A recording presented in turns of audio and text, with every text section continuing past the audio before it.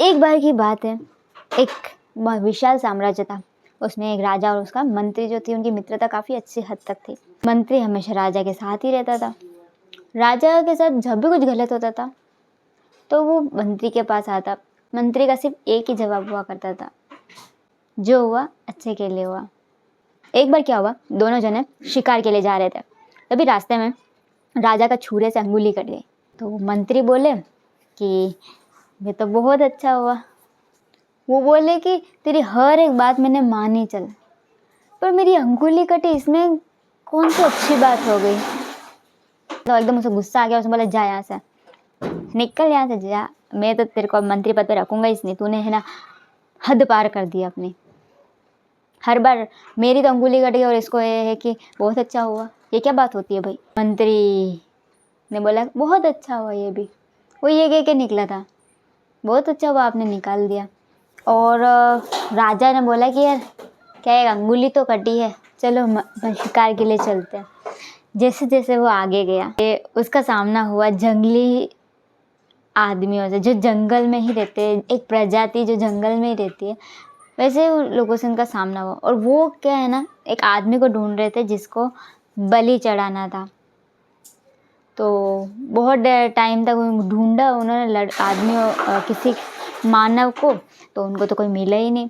फिर अचानक से उनकी नज़र पड़ी उस राजा के ऊपर।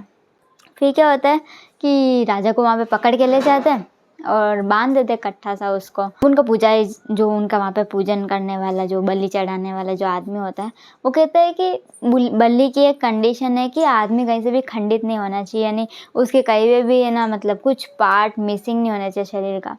राजा को चेक किया गया तो उसको पता चला कि उसकी तो अंगुली है ही नहीं। तो फिर वो बोले कि इसकी तो है ही नहीं अंगुली। तो फिर वो बोले कि इसकी बलि नहीं चढ़ाई जा सकती क्योंकि इसकी एक अंगुली है ही नहीं, तो जाओ इसे छोड़ दो। तो राजा को छोड़ दिया गया। तभी उसे मंत्री की बात याद आई, जो होता है अच्छे के लिए होता है। तो यार बात तो काफ़ी हद तक वो सही कह रहा था, उसकी बात में सच्चाई तो थी भाई। आज अगर मेरी अंगुली नहीं कटी होती तो मैं यहाँ पे बलि चढ़ जाता।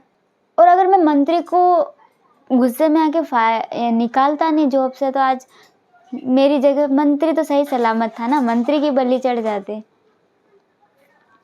Moral of the story is, जो होता है अच्छे के लिए होता है।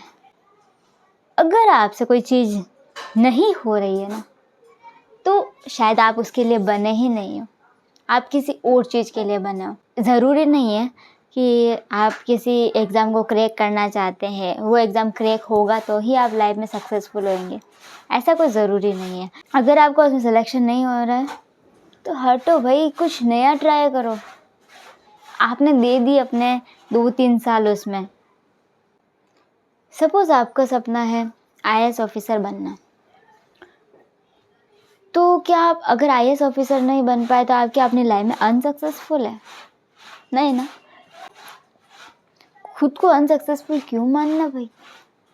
ज़रूरी है कि पूरे जीवन में सिर्फ IAS ही सक्सेसफुल है? नहीं ना। अडानी ने कौन सी है ना ITI क्रैक करी है या IAS क्रैक करा है ना, करोड़ों का मालिक। हम कितने भी कुछ भी पढ़ाई कर लें, हमारा मेन मकसद क्या होता है? पैसा, गाड़ी, बंगला, यही देखते हैं ना हम लोग कि हमारा लास्ट मोटिव क्या होता है? पैसा कमाना। चाहे आप IAS बन के कमाओ, चाहे बिजनेसमैन बन के कमाओ, या फिर किसी और जॉब में कमाओ, तो मकसद तो पैसे ही है ना। उसके लिए रास्ते अलग अलग है। अब ज़रूरी है कि एक रास्ता बंद, उसी गेट का वेट करा करो, कभी तो कभी वो गेट खुलेगा। इस बजाय कोई दूसरे रास्ते खुले, उसमें चले जाओ। सब वेस्ट कर सकते हो but time is money. Time कभी भी वेस्ट नहीं करना। इतने साल आप बिगाड़ोगे, आपकी एज निकलती जाएगी, आपका टाइम जो प्रीशियस टाइम होता है, जिस टाइम में आप कुछ अच्छा सा ग्रोइंग थिंग कर सकते हैं, वो वाला टाइम निकल जाएगा। So think about it. So hope you understand. आज के लिए इतना ही, मिलते हैं नेक्स्ट वीडियो में, तब तक के लिए बाय बाय।